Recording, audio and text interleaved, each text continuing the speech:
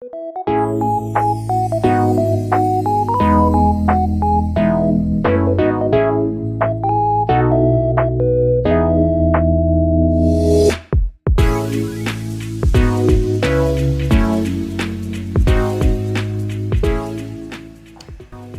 ยดีข้าพเจ้าอาจารย์แสงสุริจันทร์เดชวงศา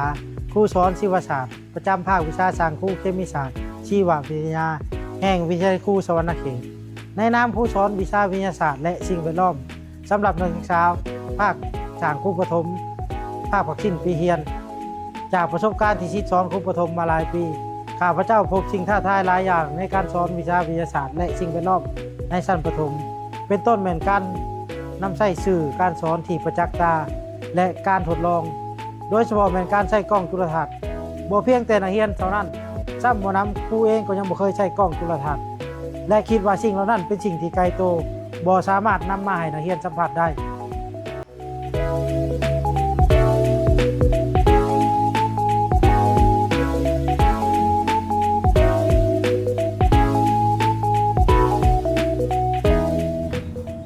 สบายดีข้าพเจ้าซื้อนางวาสนาแสงสุริศักดิ์เป็นนักศึกษาครูสอนชั้นประถมอยู่ที่มหาสะพรแขวงสวรรณเขตมาเรียนในห้อง2 ก.ประถมปริญญาตรีต่อเนื่องที่วิทยาลัยครูสวรรณเขตซึ่งการเรียนการสอนวิชาวิทยาศาสตร์และสิ่งแวดล้อมที่เรียนเกี่ยวกับการนำใช้กล้องจุลทรรศน์นั้นส่วนหลายแม้นเรียนแต่ภาคทฤษฎีบ่ได้ปฏิบัติตัวจริงมีเวลาจำกัดและบ่รู้เกี่ยวกับการนำใช้กล้องจุลทรรศน์ที่ชัดเจนดังนั้นจึงบ่สามารถเข้าใจในหัวข้อนี้ได้ดี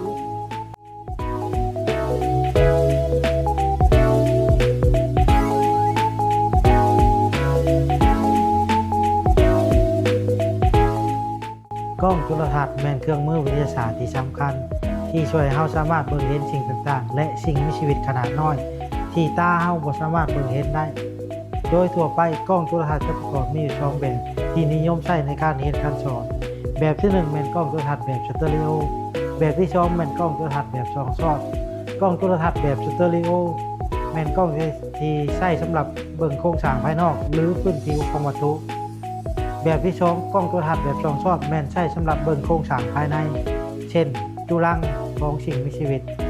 ในวิดีโอนี้พวกเราจะมาแนะนำส่วนประกอบของกล้องจุลทรรศน์ที่ใช้แสงแบบ2 ซอดซึ่งส่วนประกอบพื้นฐานเฮ็ดหน้าที่แตกต่างกันดังนี้ส่วนที่1ฐานกล้องหรือว่าตีนกล้องใช้สำหรับวางกล้องให้มั่นคงส่วนที่2แม่นแขนกล้องใช้สำหรับจับเวลาเคลื่อนย้ายกล้องส่วนที่3แม่นเลนส์ตาใช้สำหรับส่องเบิ่งส่วนที่4แม่นเลนส์วัตถุใช้สำหรับขยายขนาดของวัตถุที่เราต้องการส่องและส่วนที่5แม่นแท่นว่างวัตถุใช้สำหรับว่างวัตถุที่เราต้องการส่องและส่วนที่6ปุ่มปรับภาพใช้สำหรับปรับโฟกัสให้ภาพเราชัดเจนขึ้นในเวลาเราส่องต่อไปนี้จะแนะนำวิธีการนำใช้กล้องจุลทรรศน์แบบใช้แสง2 ซอดเนาะขั้นตอนทำอิฐแม่นเปิดกล้องก่อนขั้นตอนที่2แม่นนำแผ่นสไลด์ที่มีวัตถุที่เราต้องการส่องเตรียมไว้แล้ววางใช้แทนวางวัตถุหลังจากนั้นปรับให้มันเชิงครับเลนวัตถุมือจับจับใส่ปุ่มปรับภาพแล้วใส่ตาส่องค่อยๆปรับภาพขึ้น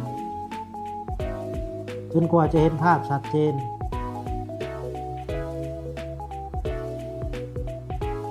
เมื่อเห็นภาพที่ชัดเจนแล้วเราต้องการขยายภาพให้มันใหญ่ขึ้นเราสามารถเปลี่ยนเลนที่มีกำลังขยายสูงขึ้นได้ให้เห็นวัตถุที่ใหญ่ขึ้น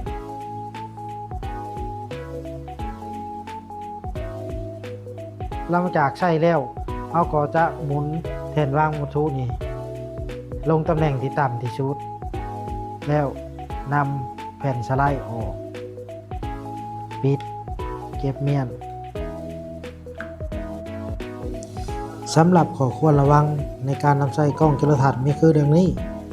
1. ห้ามสัมผัสเลนวัตถุด้วยมือเปล่า 2. ห้ามใช้เจี้ยทิชชู่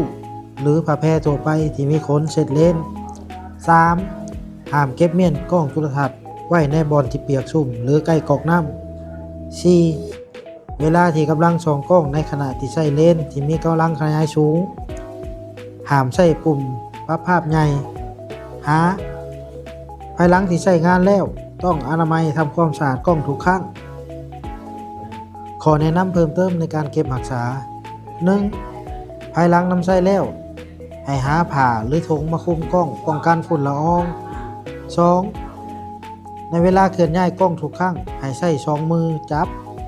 โดยมือหนึ่งจับแขนกล้องและอีกมือหนึ่งย่อฐานกล้องเสมอที่ผ่านไปแล้วนั่นพวกเราก็รู้แล้วเนาะเกี่ยวกับประเภทของกล้องจุลทรรศน์ส่วนประกอบขั้นตอนการนำใช้และข้อควรระวังของการนำใช้กล้อง